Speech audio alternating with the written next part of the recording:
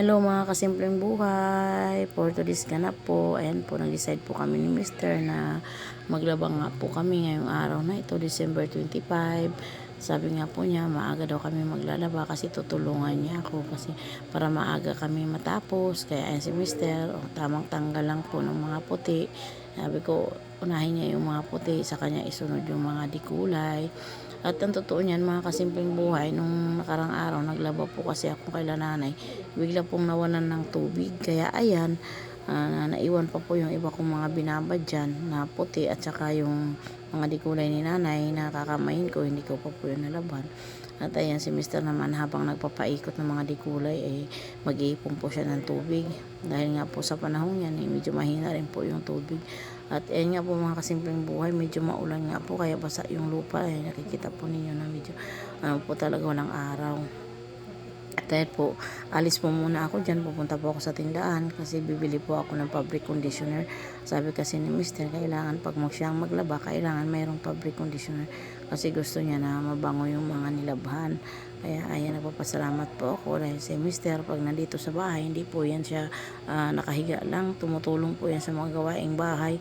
At gayon din sa paglalaba, tinutulungan niya ako. Ayun na nga mga kasimpleng buhay, dumating na nga po ako dyan. At magsisimula naman po ako dyan na kuskusin o brasin yung mga puti na nakababad.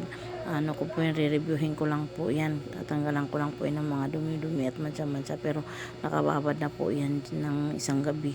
Kaya ayun nga po, dahil hindi ko po natapos yung mga puti, ngayon ko po siya tatapusin. At kahit nga po medyo maulan yung panahon, okay lang po kung isisilong na lang po yan pagsampay. Dahil nga po hindi naman talaga natin yan mapapatuyo pag sa labas dahil panay ambon-ambon. At ayan si Mr. Kapag banlaw na nga siya dahil mayroon naman ako pong daw fabric conditioner na nabili. Kaya sabi niya, okay lang daw kahit na medyo magpaulan na lang siya, magpaambon. Dahil pagkatapos naman niya maglaba ay maliligo naman siya.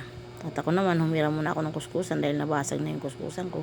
Humira muna ako sa kapitbahay. Ay salamat, shout out sa aking kapitbahay na mabait na lagi nagpapahiram ng kuskusan niya. Sana makabili na ako ng sarili kong kuskusan. Ay nakakahiya na lagi ako nang hihiram, pero kailangan kong manghiram, pakapal lang ng mukha. At ayan mga kasimpleng buhay, ng dryer na rin si Mister, kahit pa paano mababawasan na yung aming labahin.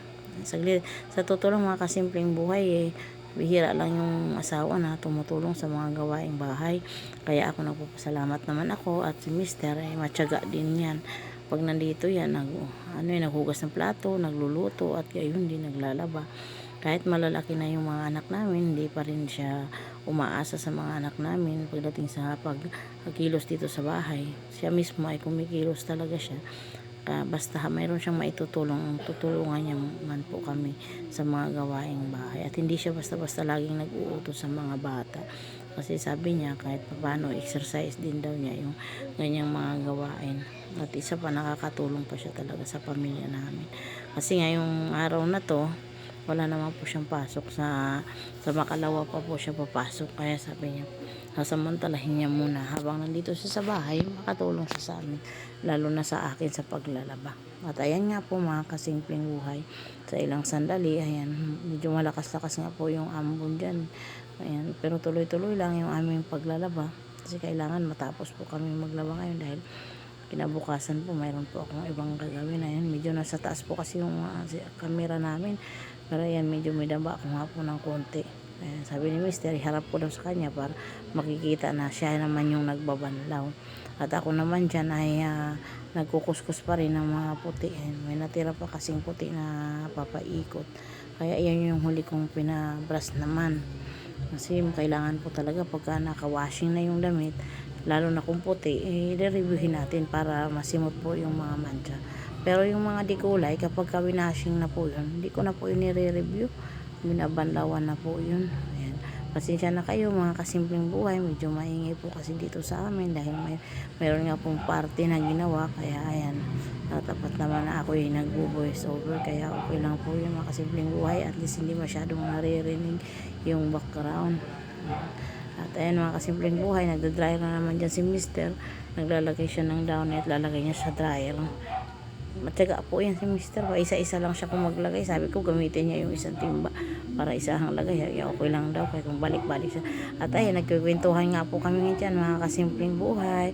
Kaya yung pagkikwentuhan namin may kasamang tawanan. Kaya hindi rin namin nararamdaman masyado yung mapagod sa paglalaba. Dahil nga po panay kami kwentuhan ng kwentuhan. Ganyan po kami mga kasimpleng buhay. Pagka may ginagawa kami, dinadaan namin sa kwentuhan. At ayun nga po, hindi naman malayan at tatapos na rin po kami sa aming mga ginagawa. Ayan. At ayan, maraming salamat mga simpleng buhay. At please follow and share my page po. At maraming hanggang sa